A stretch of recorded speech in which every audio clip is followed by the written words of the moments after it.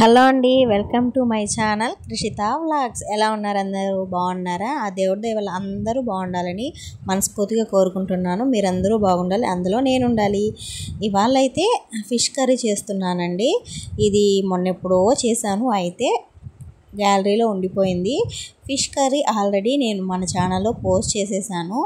అయితే ఇవాళ fish curry ఎలా చేయాలి అనేది టాపిక్ అయితే కాదండి, మాట్లాడాలి అనేసి వచ్చానమాట. అంటే ఏం టాపిక్ మాట్లాడదామని ఆలోచించి నాకు ఒక టాపిక్ అయితే గుర్తొచ్చింది.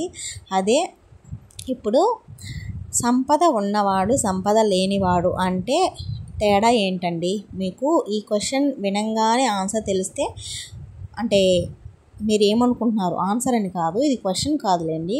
సంపద ఉన్నవాడు అంటే ఎవరు, సంపద లేని వాళ్ళంటే ఎవరు, అసలు సంపద అంటే ఏంటి, డబ్బా ఇంకేమైనా అనేది వెంటనే నాకు మెసేజ్ చేయండి మీకు తెలుసుంటే. నా విషయంలో వరకు నేను అనుకునేది సంపద అంటే డబ్బు అయితే కాదండి. సంపద ఉండాలి, డబ్బు అనేది మనిషికి ఉండాలి, కానీ డబ్బే జీవితం కాదండి. ఎన్నో వేల కోట్లు ఉన్న వాళ్ళు కూడా మనశ్శాంతిగా ఉండలేరన్నమాట. అలా ఎంత డబ్బున్నా సరే మనశ్శాంతి, ఆరోగ్యం, ఇంట్లో సంతోషం లేకపోతే అసలు ఆ డబ్బు ఉండి కూడా వేస్ట్. డబ్బు లేకపోయినా సరే కొంతమంది ఇంట్లో ఆరోగ్యంగా ఉంటారు, సంతోషంగా ఉంటారు, మనశ్శాంతిగా ఉంటారు. ఇప్పుడు చెప్పండి, డబ్బులు ఎక్కువ ఉన్నవాళ్ళు సంపద ఉన్నవాళ్ళు అయినట్ట, లేకపోతే డబ్బులు లేని వాళ్ళు సంపద ఉన్నవాళ్ళు అయినట్ట? మీరు చెప్పండి.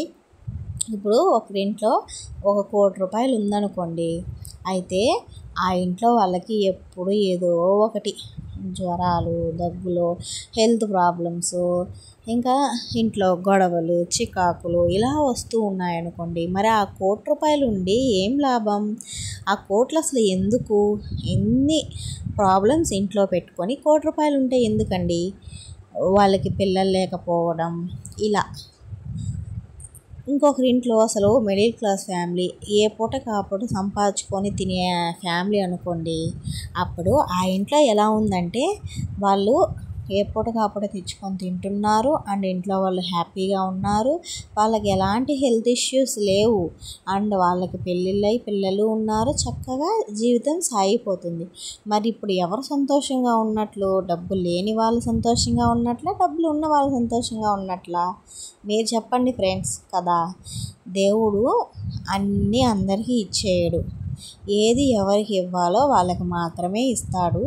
నాకు ఇది లేదు అది లేదు అనుకోకుండా ఏది ఉందో దానితో తృప్తి పడితే జీవితం హ్యాపీగా ఉంటుంది. నాకు తెలిసినంతవరకు కూడా మనము కొంతమంది ఎప్పుడు అంటే హాస్పిటల్కి ఏదో ఒక హెల్త్ ఇష్యూస్ వెళ్తూ ఉంటారు, ప్లస్ మ్యారేజ్లు అయ్యి పిల్లలు ఉండకుండా ఉంటారు.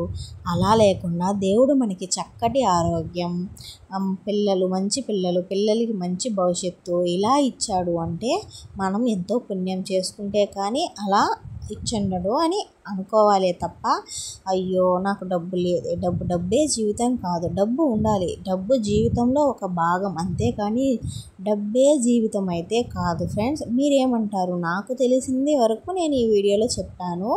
అలాగే మీరేమనుకుంటున్నారు అనేది కూడా కామెంట్ చేసి చెప్పేయండి.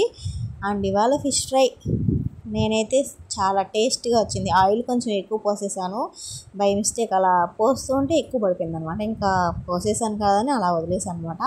ఆయిల్ ఎక్కువ పోయడం వల్ల టేస్ట్ వచ్చిందా లేకపోతే ఏమో తెలియదు, కానీ ఇవాళ మాత్రం టేస్ట్ అయితే బాగుంది.